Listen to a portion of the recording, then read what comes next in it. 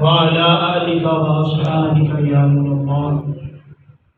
اللہ رب العزت جل جلالہ کی حمد و ثنا، کروڑا درود آقا نامدار مدنی تاجدار حبیب پروردگار احمد مصطفیٰ جناب حضرت محمد مصطفیٰ صلی اللہ تعالی علیہ وآلہ وسلم کی بے کس پناہ جاہ میں ہدیہ صلاۃ و سلام پیش کرنے کے بعد دعا ہے کہ اللہ رب العزت جل جلالہ نالائق مصطفیٰ صلی اللہ تعالی علیہ وسلم کا صدقہ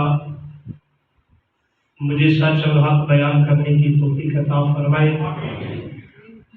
حضرت گرامی، محبت اہل بیت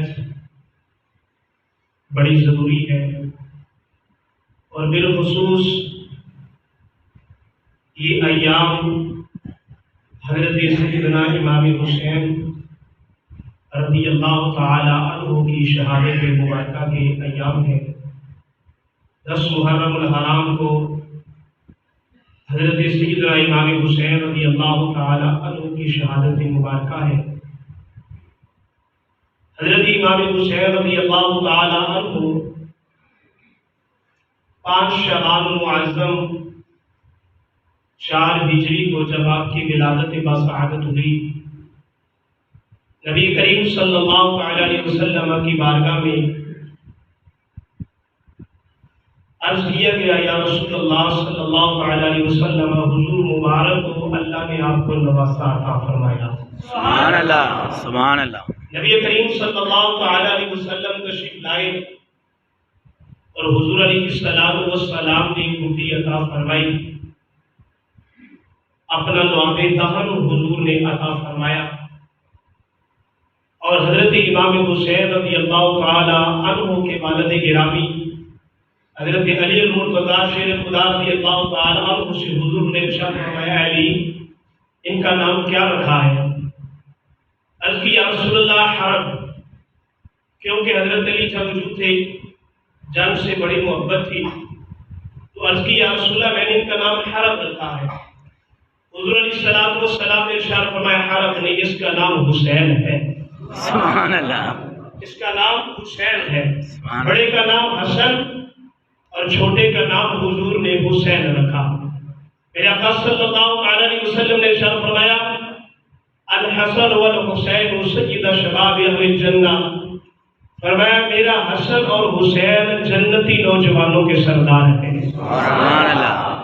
یہ سرداری ان کا مقدر ہے۔ اللہ رب العزت جل جلالہ نے نانا دیا تو انبیاء کا سردار ہے، اللہ نے باپ دیا تو ولیوں کا سردار ہے، اور نواسے ملے تو وہ جنتی نوجوانوں کے سردار ہیں۔ سبحان اللہ۔ حضرت امام حسین رضی اللہ تعالی عنہ میرے آقا صلی اللہ علیہ وسلم اتنی محبت فرماتے کہ حضرت عائشہ صدیقہ کی حجرہ سے حضور باہر تشریف لائے تو حضرت فاطمہ کے گھر کے قریب سے حضور کا گزر ہوا تو حضور علیہ السلام کے کانوں میں آواز پڑی کہ حضرت امام حسین رو رہے ہیں۔ حضور علیہ السلام اندر تشریف لائے، فرمایا بیٹی کیا بات ہے، حسین کیوں رو رہے ہیں؟ عرض کی، والد گرامی یہ بات ہے، حضور نے فرمایا میری بیٹی حسین کو نہ رونے دیا کر، جب حسین روتا ہے تو میرا دل بے چین ہو جاتا ہے۔ سبحان اللہ۔ حسین کو نہ رونے دیا کر۔ اور جب حضرت امام حسین رضی اللہ تعالیٰ عنہ کی ولادت ہوئی تو حضرت ام فضل حضور علیہ السلام کی چچی جان حضرت عباس کی زوجہ محترمہ، انہوں نے حضرت امام حسین کو دودھ پلایا ہے۔ یہ رضائی ماتا بھی لگتی ہے حضرت امام حسین کی۔ اکثر حضور علیہ السلام انہیں کے ہاتھ تشریف لاتے اور یہ حضرت امام حسین سے بڑی محبت فرماتی تھی۔ انہیں کی بارگاہ میں حضرت امام حسین ہوتے، انہیں کی گود میں کھیلتے تھے۔ حضور تشریف لائے تو میرے آقا صلی اللہ علیہ وسلم نے ارشاد فرمایا، چچی جان حسین کدھر ہے؟ عرض کی، یا رسول اللہ میری گود میں ہے۔ حضور نے ارشاد فرمایا مجھے دو۔ حضرت ام فضل فرماتی میں نے حضرت امام حسین کو اٹھایا، حضور کی گود میں رکھا تو میرے آقا صلی اللہ علیہ وسلم حضرت امام حسین سے باتیں کر رہے ہیں۔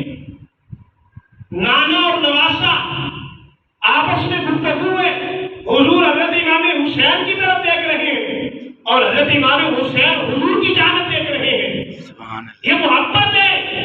اور میرے آقا صلی اللہ علیہ وسلم نے ارشاد فرمایا یا اللہ میں ان دونوں سے محبت کرتا ہوں, تو بھی ان سے محبت فرما, اور جو ان دونوں سے محبت کرتا ہے یا اللہ تو اس سے بھی محبت فرما دے. سبحان اللہ. حضرت زید بن حارثہ ان کے بیٹے حضرت اسامہ رضی اللہ تعالیٰ عنہ, حضرت اسامہ بن زید, اور حضرت اسامہ وہ ہیں جو حضور کے منہ بولے بیٹے ہیں جن سے حضور بڑی محبت فرماتے تھے.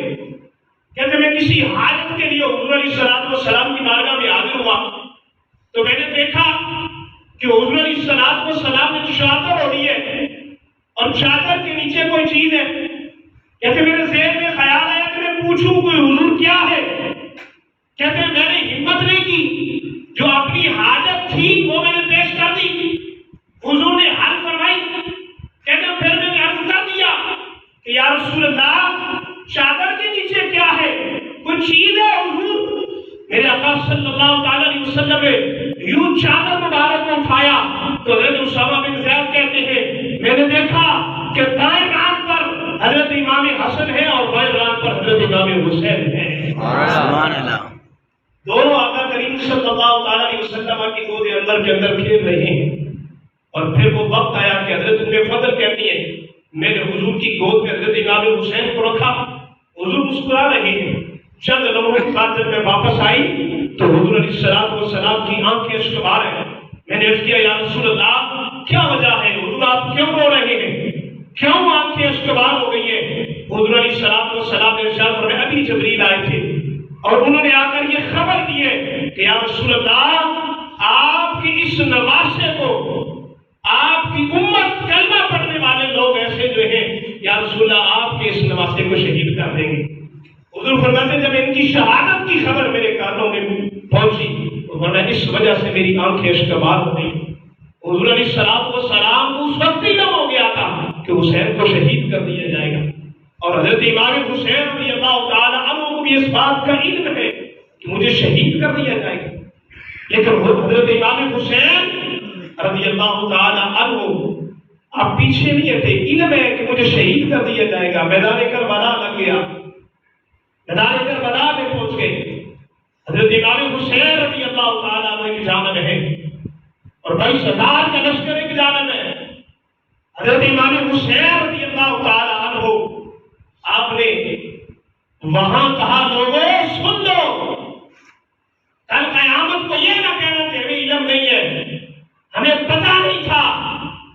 آپ نے ارشاد فرمایا میں حسین ہوں, میں نبی کا نواسہ ہوں, میں وہ حسین ہوں جو آقا کریم صلی اللہ علیہ وسلم کے سجدوں سے کھیلتا رہا ہے. سبحان اللہ. جن کی محبت قرآن کے اندر فرض کر دی گئی ہے میں وہ حسین ہوں. میں اہل بیت کا 5واں فرد حسین ہوں. بتا دیا کہا میں وہ حسین ہوں. حضرت امام حسین رضی اللہ تعالیٰ عنہ آپ نے بتاؤ حجت یہ بات کہہ دی کہ کل قیامت کے دن لوگ یہ کہیں کہ ہمیں علم نہیں تھا, آپ نے بتا دیا. اور حضرت امام حسین رضی اللہ تعالیٰ عنہ میدان کربلا کے اندر اب دیکھیے ادھر یزیدی لشکر ہے وہ بھی کلمہ پڑھنے والے, وہاں بھی اذان ہوتی ہے, یہاں بھی اذان ہو رہی ہے, وہاں پر بھی کلمے کا ذکر ہے, یہاں پر بھی کلمے کا ذکر ہے, وہاں پر بھی نماز ہو رہی ہے, یہاں پر بھی نماز ہو رہی ہے. حضرت امام حسین رضی اللہ تعالیٰ عنہ اپنی نماز پڑھا رہے ہیں اور وہ اپنی نماز پڑھ رہے ہیں. حضرت امام حسین چاہتے تو وہاں چلے جاتے, بہت زیادہ لوگ ہیں, فوج ہے وہاں پر, وہاں نماز پڑھ لیتے, نہیں پڑھی. بتا دیا کہ لوگوں ایسے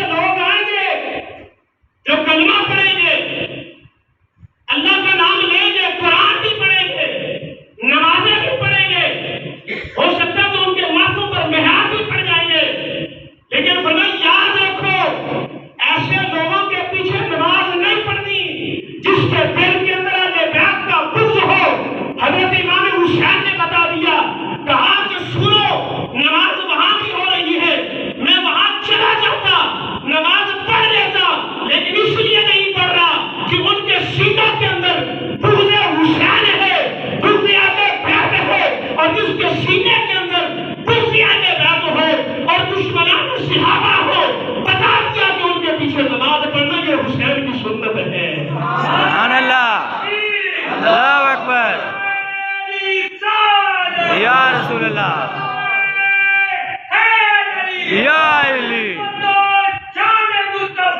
زندہ آباد زندہ آباد نماز نہیں پڑھی آپ نے، زندہ نماز نہیں پڑھی، بتا دیا کہ ان کے سینوں کے اندر بغض حسین ہے، بغض اہل بیت ہے، اس لیے نماز نہیں پڑھی۔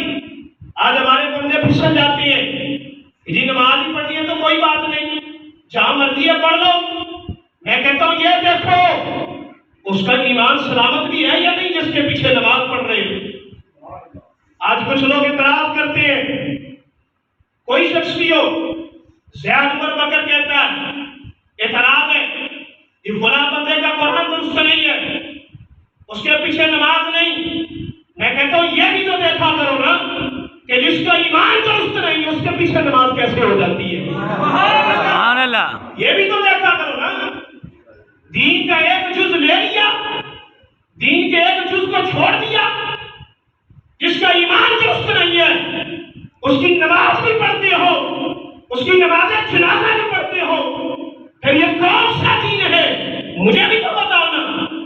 علامہ صاحب موجود ہے، میں بڑی ذمہ داری سے بات کر رہا ہوں، جس کے سینے کے اندر ایمان نہیں ہے، جو ایمان کا باقی ہے، جو اہل بیت کا بغض رکھنے والا ہے، صحابہ کا بغض رکھنے والا ہے، مصطفیٰ کے ساتھ بغض رکھنے والا ہے، ایسے شخص کے پیچھے نماز نہیں ہوتی۔ بات یاد رکھیں، ایمان بڑا ضروری ہے۔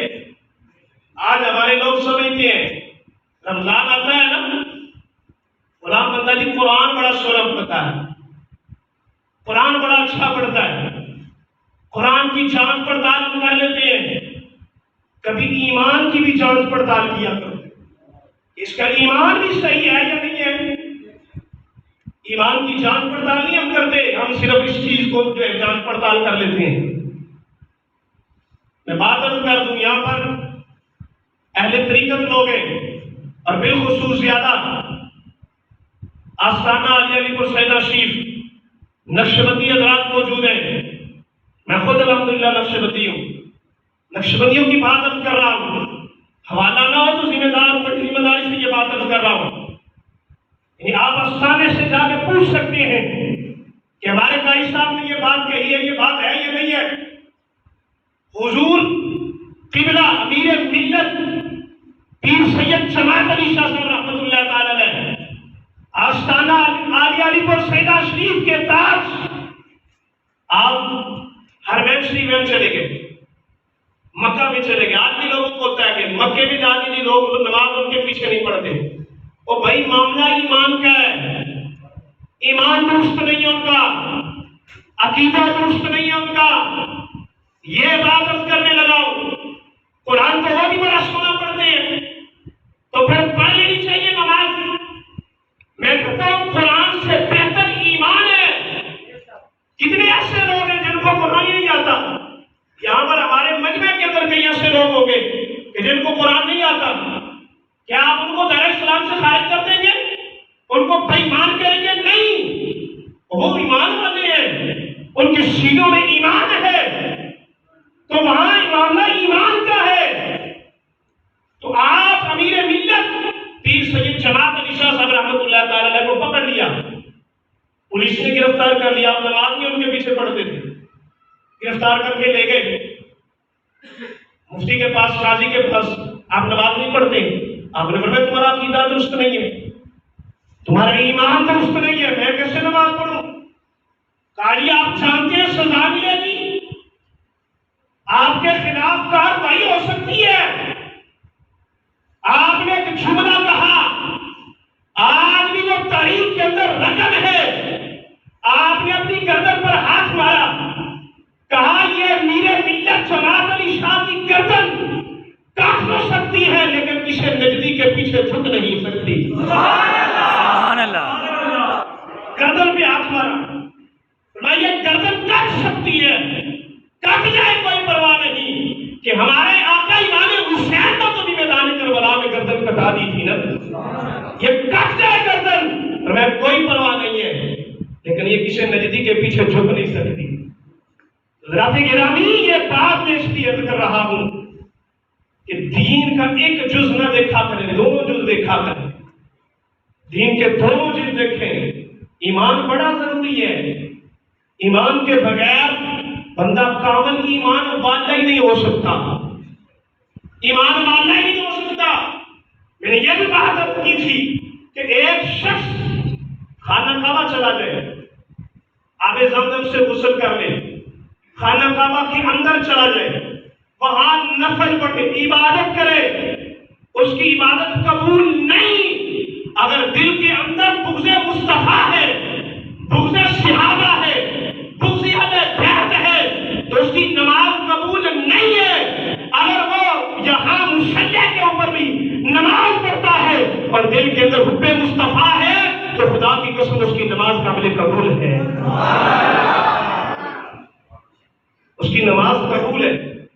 حضرات گرامی, اللہ رب العزت جل جلالہ بالخصوص ہمیں مسلک حق اہل سنت و جماعت پر استقامت عطا فرمائے. آمین. اسی پر زندگی اور اسی پر اللہ موت عطا فرمائے. دو رنگی چھوڑ دے, یک رنگ ہو جا, یہ سراسر پتھر ہو جائے, یا سراسر موم ہو جا. یہ منافقت اچھی نہیں ہوتی, دو رنگی اچھی نہیں ہوتی. ایک کے ہو جاؤ, ایک کے ہو کے مر جاؤ. یار کوئی بات نہیں, مرنا تو ہے نا, زندگی گزارنی ہے, کیا ہو جائے گا, ایک کے ہو کے مرو. دو رنگی چھوڑ دو, منافقت چھوڑ دو. ان المنافقین فی الدرک الاسفل, علامہ صاحب موجود ہے. کافر سے بدتر سزا ہے منافق کی, کافر سے بدتر سزا ہے منافق کی. تو حضرات گرامی, میں دعا گو ہوں اللہ رب العزت جل جلالہ تا قیامت اس گلشن کو آباد اور شاد رکھے. آمین. آپ جانتے ہیں میں نے پچھلے جمعۃ المبارک کے اندر اعلان کیا تھا, میں نے معذرت کی تھی, اور میں نے دوبارہ ٹائم اس لیے لیا ہے کہ میں یہ دوبارہ یہ بات عرض کر سکوں کہ میری ذات کی وجہ سے کسی بھی میرے نمازی کو یا بھائی کو یا بزرگ کو, اہل علاقہ, اہل محلہ کو میری ذات کی وجہ سے اگر دل آزاری ہو تو میں آپ سے معافی چاہتا ہوں, میں معذرت چاہتا ہوں آپ لوگوں سے.